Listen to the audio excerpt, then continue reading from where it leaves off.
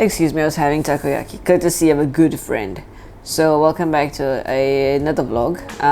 Okay, so this time around it's a massive throwback to a travel trip back in 2019. Oh, sorry, I don't know why I just shouted. Okay, so basically I got 2 more travel vlogs to complete from 2019, the year which I had only one goal, and which was to travel as much as I can. And I am so glad that I jumped on the idea as soon as I got it, because you and I know what's going on. So I had this period where I could actually squeeze in another travel, and then I was like, okay, let's get on the search and everything, and Japan, yes, and everybody is like raving about Japan, like, you know, it's a country that they will want to visit over and over. So I was like, okay, let's go. And Japan can be a pretty expensive country. It is as a traveler.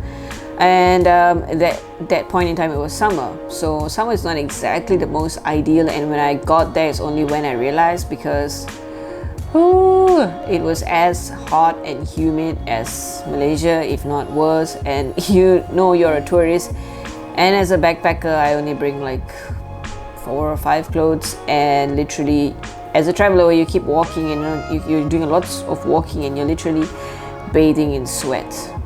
So besides that, I have no other complaints.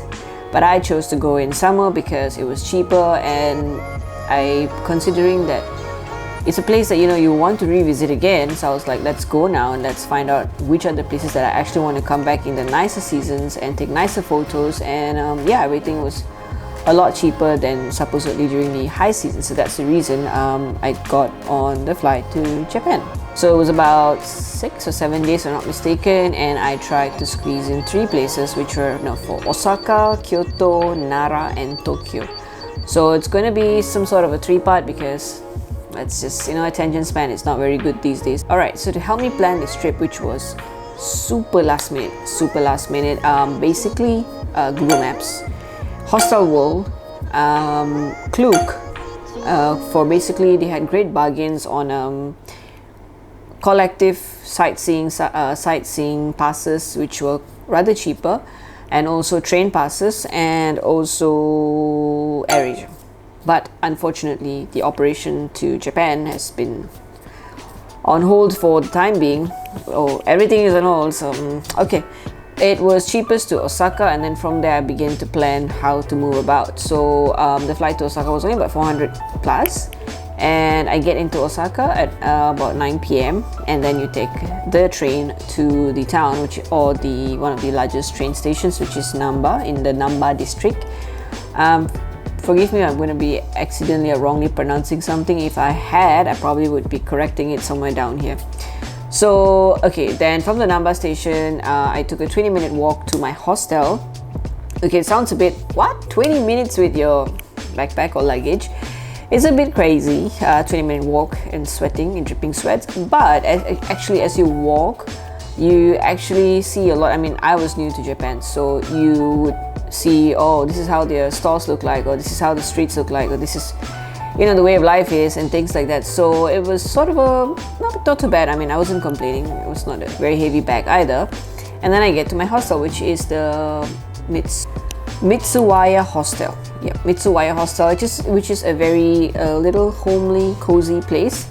And technically that's the first place that I went to as soon as I got into Osaka, and I must say I was so pleasantly surprised.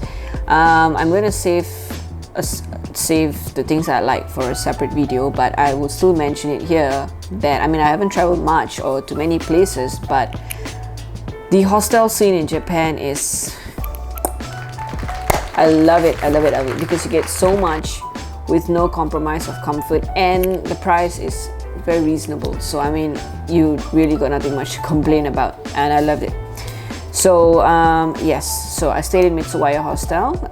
No complaints, good location is good, access point is good, breakfast and stuff, they do provide basic breakfast, and the Japanese hospitality, no complaints.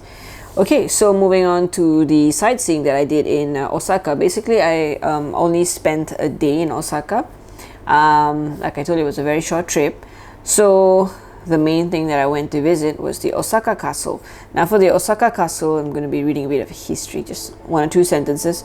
Basically, this castle was rebuilt in 1931 after the actual one got destroyed in a fire.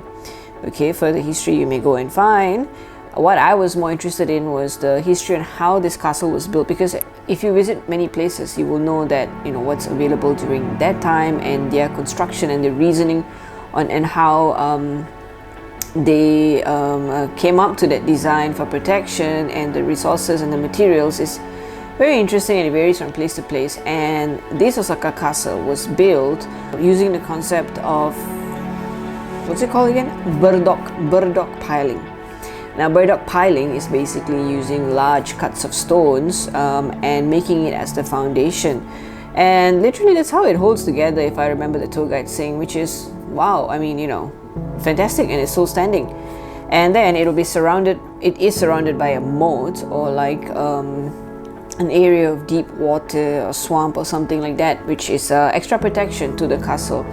And this design, I think I've seen it in Rajasthan and in Sri Lanka as well. So yeah, but if you're interested in that history and architecture and landscape photography, I definitely think that it's going to be so pretty during the cherry blossom season. So if that's something for you, then you ought to visit this castle. And it's pretty easy on foot, or even if you want to cycle. Actually, it's a park as well, so you'll see lots of people doing their workout and stuff like that.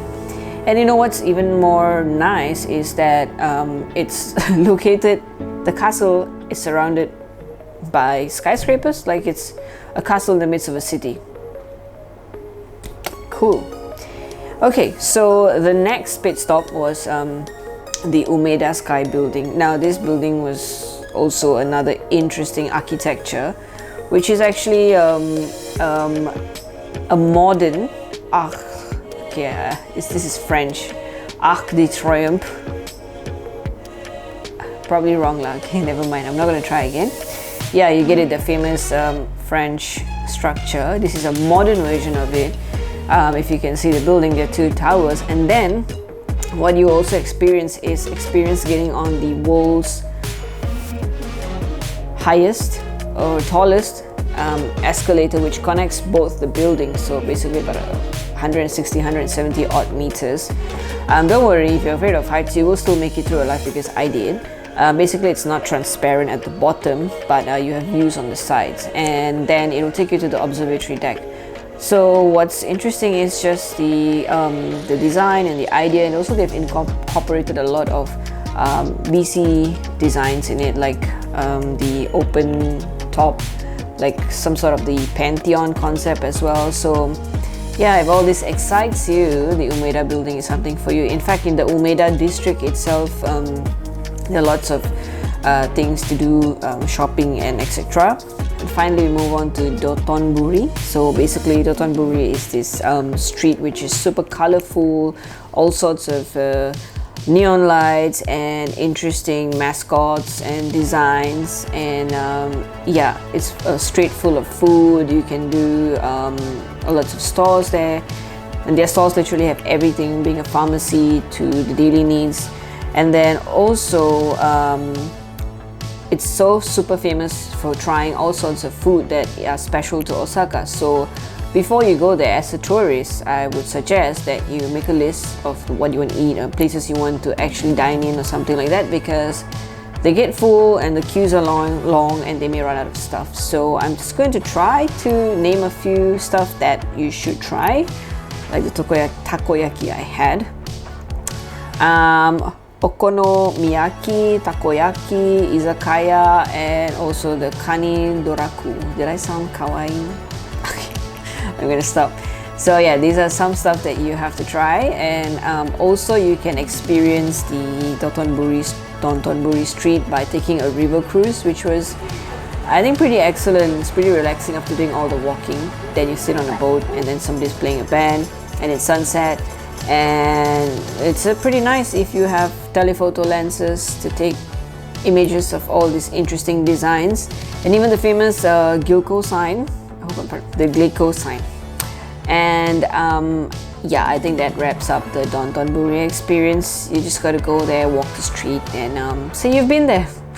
So that wraps up my Osaka stay. As I mentioned, I only had 1 day, so I had to pick and choose. But of course, there are other things to do like the aquarium, Disney World. Oh yeah, I chose to purposely not go there. Shopping, temples, suit yourself. There's lots of things to do. It's the second largest populated city in Japan. So yeah, maybe you want to spend more time there. So after Osaka, I went to Nara and then Kyoto, which is actually my favorite among the 4 places that I visited. So I hope to make my next vlog sometime soon to share my experience. And till then, if you're traveling, travel safe. If not, just keep safe then, and I hope you have a good day. Bye.